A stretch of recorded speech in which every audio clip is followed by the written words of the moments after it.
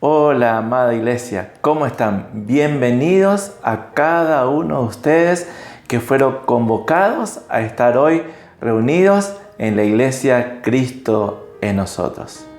En el libro de Génesis, capítulo 1, el primer libro de la Biblia, se nos relata la magnífica obra creadora de nuestro Dios.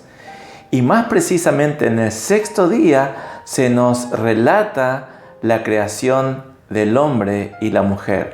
Vamos a leerlo.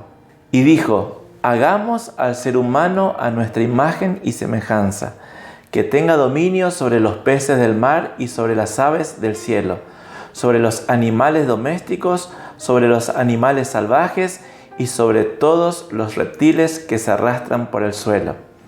Y Dios creó al ser humano, a su imagen, lo creó a imagen de Dios. Hombre y mujer los creó. Y los bendijo con estas palabras: sean fructíferos y multiplíquense, llenen la tierra y sométanla, dominen a los peces del mar y a las aves del cielo y a todos los reptiles que se arrastran por el suelo. También les dijo: yo les doy de la tierra todas las plantas que producen semilla y todos los árboles que dan fruto como semilla. Todo esto les servirá de alimento. El relato se inicia diciendo que Dios decide, junto con la Trinidad, a crear al ser humano. Y lo hace a imagen y semejanza de Él mismo. Cuando alguien crea o expone una imagen de alguien o de algo, la intención es reflejar la imagen de ese algo o de ese alguien. Esa imagen viene a representar, viene a expresar, viene a mostrar algo para que este algo o este alguien, en este caso, sea conocido. Entonces podemos decir que la imagen es la expresión, es el reflejo del representado. Por ejemplo, si nosotros vamos aquí al centro de nuestra ciudad, a la plaza principal, vamos a encontrar un gran monumento al general José de San Martín, héroe nacional, padre de nuestra patria. Y allí en este gran monumento hay un caballo y sobre él está montado el que se supone que era el general San Martín. Y uno lo puede reconocer por su fisonomía, porque está sobre un caballo, porque todos conocemos su historia, conocemos lo que él hizo. Él cruzó los Andes, él libertó a América de la opresión de los españoles en aquel momento. Así que ese gran monumento, esa escultura que está allí, expresa al general San Martín. Entonces, el hecho de que vos y yo, toda la humanidad haya sido creada a imagen y semejanza de Dios, tiene la intención, tiene el propósito de Dios mismo de que nosotros seamos la expresión de Él aquí en esta tierra. Dios es espíritu. Él no tiene manos, no tiene pies, no tiene oídos, no tiene ojos, como solemos hablar a veces de Dios. Pero sí Él creó a cada uno de nosotros a su imagen y semejanza, porque Él tiene el deseo de que Él pueda expresarse a toda la humanidad a través de cada uno de nosotros. Pero además nos dice el relato de Génesis que al hombre no solamente se le dio la imagen y la semejanza de Dios, sino que la autoridad de Dios para gobernar, para tener dominio sobre todo lo creado. Es decir, que el hombre no solamente era la expresión de Dios, sino que también era su representante y le representaría en la tierra como autoridad, como encargado de todo lo creado. Después de esto viene Génesis capítulo 2, que es como una ampliación del relato de la creación, pero ahora enfocándose únicamente en el hombre.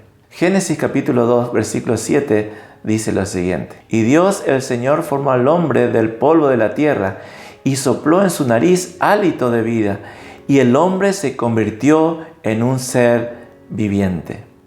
Dios toma tierra, Dios toma el polvo, lo hace barro y hace de él una escultura. Pero resulta que esa escultura, esa imagen, no posee vida. Entonces Dios, que es un Dios vivo, y para que nosotros podamos expresar a aquel que es la vida, recibe de parte de Dios no solamente la autoridad, no solamente la imagen, sino que recibe su propio aliento de vida para poder expresarlo en forma completa. Luego en el versículo 8 dice lo siguiente: Dios el Señor plantó un jardín al oriente del Edén y allí puso al hombre que había formado.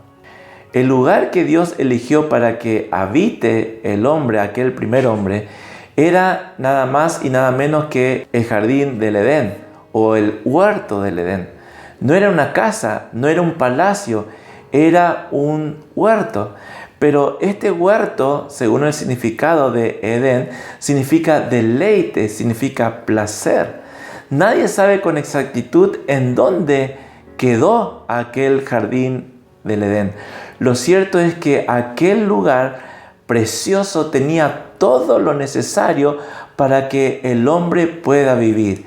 Allí estaban dadas todas las condiciones y tenía todas las comodidades que el hombre necesitaba para poder vivir bien. Es interesante que la gracia se conforma con lo recibido. Bástate mi gracia, le dijo Dios un día al apóstol Pablo cuando él le estaba haciendo una oración. Le insistía en un pedido específico a Dios.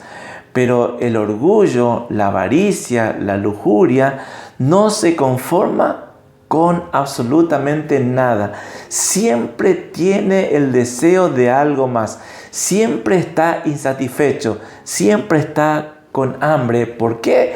Porque quiere todo. No se conforma simplemente con lo que tiene. Pero ningún placer en esta vida puede satisfacer al alma sino aquello que Dios mismo ha provisto y ha señalado para ello. En el versículo 9, el relato de la creación continúa así. Dios el Señor hizo que creciera toda clase de árboles hermosos, los cuales daban frutos buenos y apetecibles. En medio del jardín hizo crecer el árbol de la vida y también el árbol del conocimiento del bien y del mal. Nos dice el relato que el huerto estaba colmado de todas clases de árboles. Y dice que estos árboles eran hermosos, eran agradables a la vista. Y no solamente eso, sino que dice que producían sabrosos, apetecibles frutos. Lo cierto es que allí todos los árboles, todos los frutos estaban a disposición del ser humano. Pero había dos árboles específicos allí en medio del Edén. Uno era el árbol de la vida. Es decir, allí en el centro del huerto, en donde se desarrollaba el día a día del hombre, estaba este árbol de la vida. El hombre podía comer de este y por supuesto obtener vida, vivir de él. Si el hombre comía del fruto de este árbol, realmente podía vivir eternamente. Pero lo cierto es que también estaba el árbol del conocimiento del bien y del mal. Si el hombre comía de este fruto, terminaría conociendo el bien y el mal. Este árbol es un poco complejo de explicar. Comer de este fruto traía como consecuencia la muerte. Si el propósito de Dios era expresar la vida, el hombre, por cierto, no podía comer del fruto de este árbol que sí o sí lo llevaría a la muerte. El que debe estar en nosotros es Dios mismo, es la vida, y este está representado por el árbol de la vida. Lo vamos a explicar un poquito mejor. Dios es el creador y nosotros en consecuencia somos su creación, somos la criatura. Casi todas las religiones del mundo coinciden en este relato. Como Dios es el creador, Él es el grande, es el poderoso, y nosotros somos las criaturas. Somos más pequeños, somos frágiles. Y lo esperable, lo que se espera normalmente de cualquiera de nosotros, es que nosotros podamos vivir humillados y postrados adorando a nuestro Creador. Aunque esto que te acabo de comentar es verdad, no existe ningún relato en el libro de Génesis en donde Dios tome al hombre y le diga: Adán, tú debes comprender que eres mi creación, que tú eres una criatura pequeña, que yo soy tu gran creador, que yo soy tu rey y que yo siempre estoy en el trono. Por lo tanto, o en consecuencia, tú siempre debes vivir postrándote y adorándome. No encontramos algo semejante en todo el relato de Génesis. Lo que sí podemos leer en el libro de Génesis es que Dios crea al ser humano y lo pone frente al árbol de la vida. Dios no le da una lista de mandamientos. Eso aparece recién con Moisés, allá por el Éxodo capítulo 2, pero no está en Génesis capítulo 2. La primera mención que Dios hace de su relación con el hombre ocurre cuando Dios pone a Adán frente al árbol de la vida y le mandó que fuese cuidadoso con todo lo que él iba a comer. En el versículo 16 y 17 de Génesis capítulo 2 dice lo siguiente: y le dio este mandato: puedes comer de todos los árboles del jardín, pero del árbol del conocimiento del bien y del mal no deberás comer. El día que de él comas, ciertamente morirás. Como te venía diciendo, es interesante que Dios no le da una lista de cosas que Adán debía aprender y que debía hacer. Porque la intención de Dios no tiene que ver con que nosotros hagamos, no tiene que ver con el hacer, sino que curiosamente tiene que ver con el comer.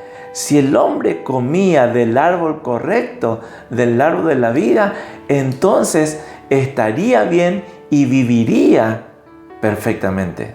El árbol de la vida representa a Dios mismo, representa a Cristo. Y si el hombre iba a expresar, iba a manifestar a Dios, debía comer de Él, debía comer de la vida, debía alimentarse del árbol de la vida. Por eso Dios se presentó al hombre en forma de alimento.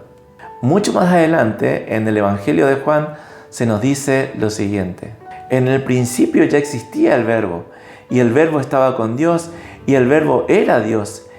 Y el versículo 4 dice así: en Él estaba la vida, y la vida era la luz de la humanidad. Y el versículo 12 del mismo libro de Juan, capítulo 1, nos dice lo siguiente: mas a cuantos lo recibieron, a los que creen en su nombre, les dio el derecho de ser hijos de Dios. Es decir, Cristo ahora es el árbol de vida para nosotros, es la vida para nosotros. Y a Cristo se lo recibe, no solamente se lo cree, sino que se lo recibe, se lo hace parte de nuestra vida. Cuando nosotros ingerimos algún alimento, pasa a ser parte de nuestro cuerpo, pasa a ser parte de nuestra vida. El alimento se metaboliza y comienza a llegar a todas las partes de nuestro cuerpo. Por eso es importante, si nos alimentamos bien, nuestro cuerpo va a recibir el alimento correcto. Pero también si nos alimentamos mal, nuestro cuerpo va a sufrir las consecuencias de comer lo indebido. A Cristo no solamente se lo debe aprender, se lo debe creer, sino que se lo tiene que hacer parte de nuestra vida, nos dice el Evangelio de Juan en el versículo 12. A todos aquellos que le recibieron, a todos aquellos que no solamente creen en Jesús, sino que lo comen a Él, a aquellos que lo toman a Jesús como nuestro alimento diario. Hay un relato bíblico en Juan capítulo 6, versículo 9 en adelante, en que Jesús un día dio de comer a una gran multitud de personas. Se creen que eran más de 5,000 personas, con solamente 5 panes y 2 peces. Cuando la gente vio este milagro, un hombre que era capaz de darle de comer sin que ellos tengan que trabajar, por supuesto le querían hacer rey. Y dice que vinieron y quisieron tomar a Jesús y Jesús huyó de ellos, se escapó, se escondió. Más tarde, cuando él se vuelve a encontrar con la multitud, dice que él le dice: muchachos, yo no vine para ser un rey sobre ustedes. Yo no quiero ser como los otros gobernantes que están aquí o que ustedes conocen. Y en el versículo 35 del capítulo 6 dice lo siguiente: yo soy el pan de vida. El que a mí viene nunca tendrá hambre, y el que en mí cree no tendrá sed jamás. Y en el versículo 57 dice: así como me envió el Padre viviente y yo vivo por el Padre, también el que come de mí vivirá por mí. Miren qué interesante. El Señor no dijo: si ustedes me sirven o si ustedes me adoran de la forma correcta, entonces tendrán vida eterna. Él nos dice: yo soy vuestro alimento, yo soy tu alimento. Si ustedes comen y ustedes beben de mí, entonces vivirán eternamente. Él se presenta en nuestra vida en forma de alimento. Debemos recibirle alimentándonos de Él. El que come de mí, entonces vivirá por causa de mí. Acabamos de leer en el versículo 57. Inmediatamente después de que Dios creó al hombre, lo puso frente al árbol de la vida para que comiera de él. Esto significa que Dios se presentó al hombre como vida en forma de alimento. Dios no tenía la intención de pedirle al hombre que hiciera cosas para él. Dios solo pide que el hombre lo reciba a él como alimento, que el hombre se alimente de Dios. Entonces, hay un concepto que tenemos que erradicar de nuestra vida. Tenemos que cambiar nuestra idea de hacer cosas para Dios por comer de nuestro Dios. El cristianismo moderno, la religión actual, ha puesto su énfasis en hacer, en obrar, en tener a la gente que asiste a nuestras reuniones altamente ocupada. La religión mira todo el tiempo a ver qué estás haciendo. Si estás haciendo, no hay problema, está todo bien. Hasta se cree que ese hombre y esa mujer es buena persona, es espiritual.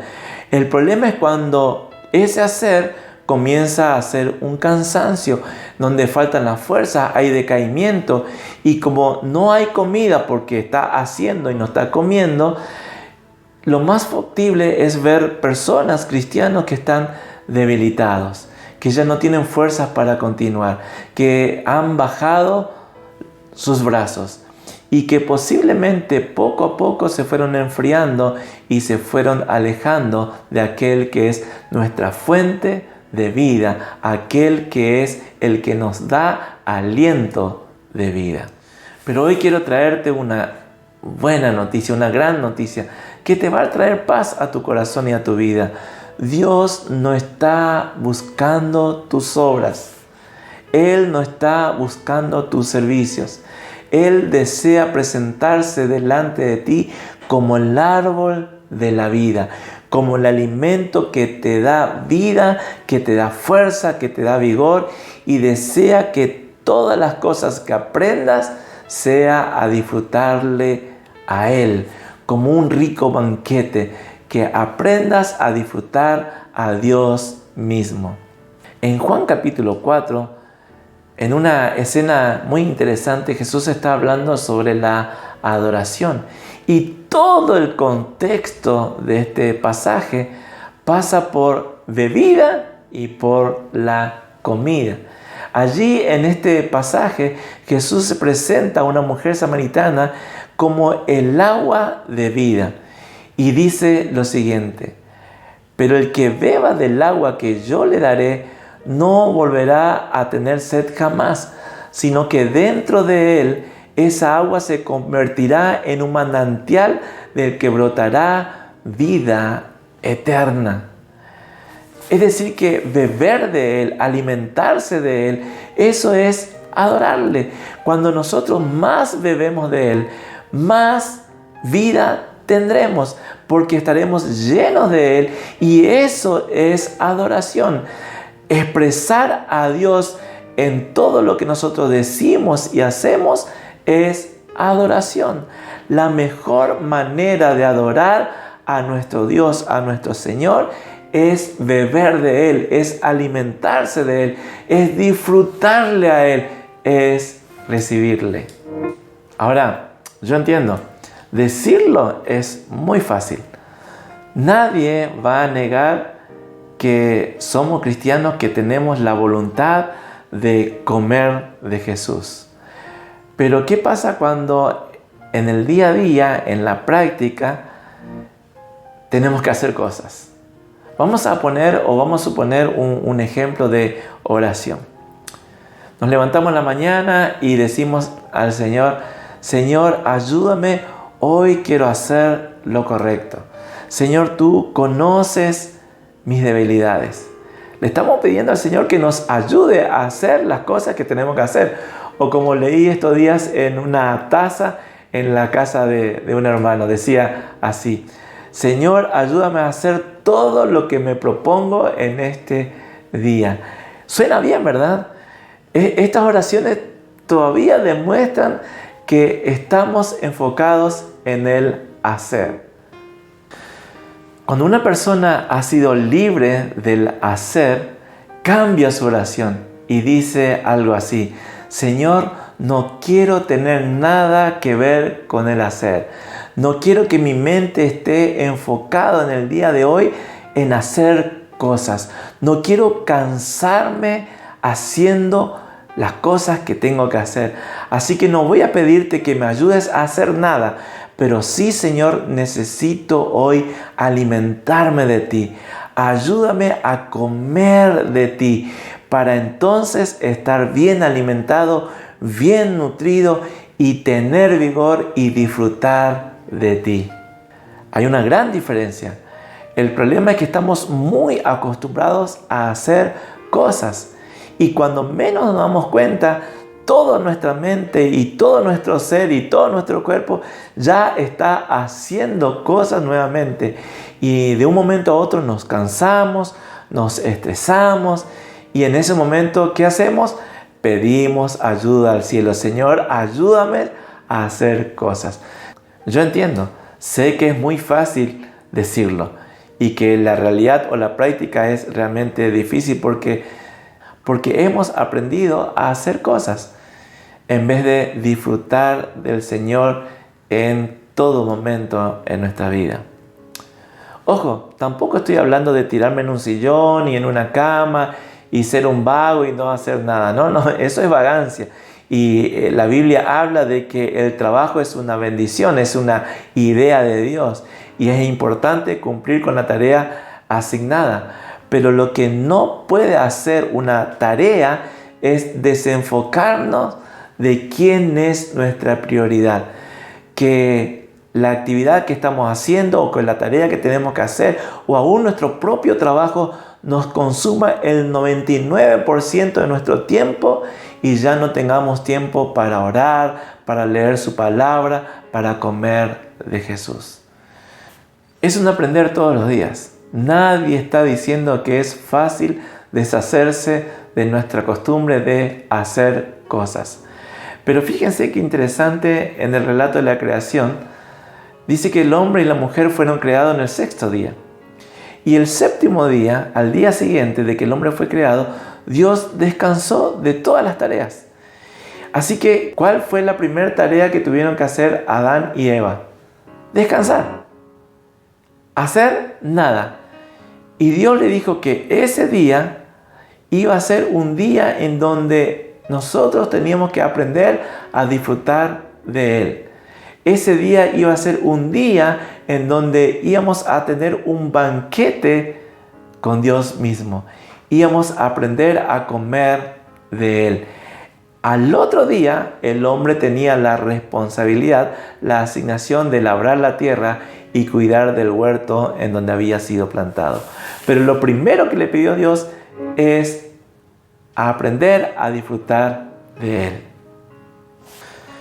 En un libro de Whitney dice que para los chinos, que que creen y siguen las doctrinas de Confucio, les es muy difícil abandonar esa forma de pensar, porque para ellos, para estar en armonía con la ley del cielo, deben cumplir con un sistema de normas y rituales. Tienen que hacer cosas para estar bien con Dios. Lastimosamente, esa misma filosofía, esa forma de pensar, ha llegado también a los cristianos. Pero nosotros que seguimos a Jesús y que ahora estamos aprendiendo lo que Dios quiere, lo primero que tenemos que entender es que Dios no tiene la intención de que nosotros hagamos algo para Él. Su intención es presentarse a nosotros como el alimento para cada día. Miren, a lo largo de todo el Evangelio de Juan, Cristo es presentado por el apóstol Juan de diferente manera.